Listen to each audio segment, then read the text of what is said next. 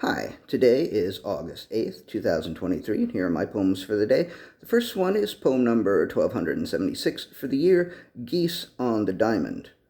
The geese on the baseball diamond looked like they were ready to play ball, except that none of them seemed to know how to play.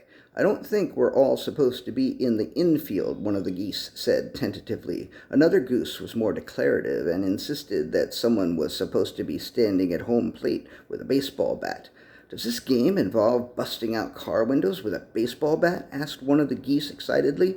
That goose was soon to be disappointed when the answer to that question came. Eventually, one of the more sensible geese suggested that the entire gaggle give up on baseball and leave the area, or at least I assume that is what happened, because the next time I passed by that spot, there were no geese on the diamond at all.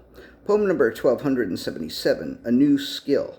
After a year of living up here in the north, I am able to identify geese. When I first came to this land and I saw geese on the water, I often mistook them for ducks. Growing up as I did about 3.5 miles south of here, I never saw geese. But up here, in what I used to call Connecticut, I see those fuckers all the time.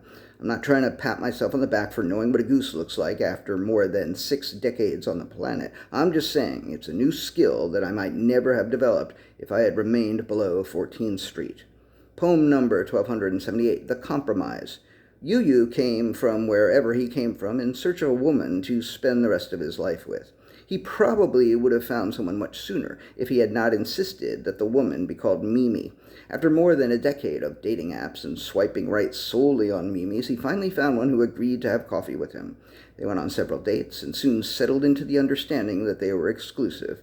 After about 4 months, Mimi said to Yu, before I introduce you to my friends and then my parents, I think we will have to discuss this name thing. Mimi then proposed that they both change their names. This was difficult for Yu to accept, but by this time Yu was hopelessly in love and would have done anything for Mimi. And I'm very happy to tell you that Yo-Yo and Moo have been together for more than 4 years and plan to get married next spring. Poem number 1279, A Tiny Irony. There was a thing so infinitesimally small that not only could nobody see it, it couldn't even see itself. As small as the thing was, the thing's eyes were disproportionately smaller relative to the rest of the thing. My shit is fucked up, the thing would often say, but nobody, not even the thing, could hear the thing when it said this. Because the thing's mouth was 1/1,000,000th the size of one of the thing's eyes, and the eye that the mouth was 1/1,000,000th the size of was the slightly smaller of the two eyes. And the thing's one good ear was even smaller than the thing's mouth. Suffice to say, as the thing often inaudibly said, the thing's shit was fucked up.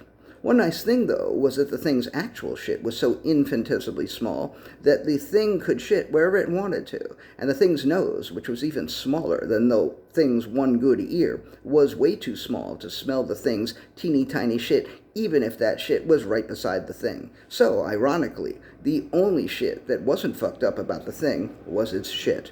And the last poem of the day is poem number 1280, More or Less. More often than E cared to acknowledge, E would question whether E was living air life or whether air life was living E. Less often than E cared to confess, E would wonder whether the question was of any consequence. All right, that's it. Thank you. I appreciate you, as always. And thank you again, as always, Leah, for the shirt.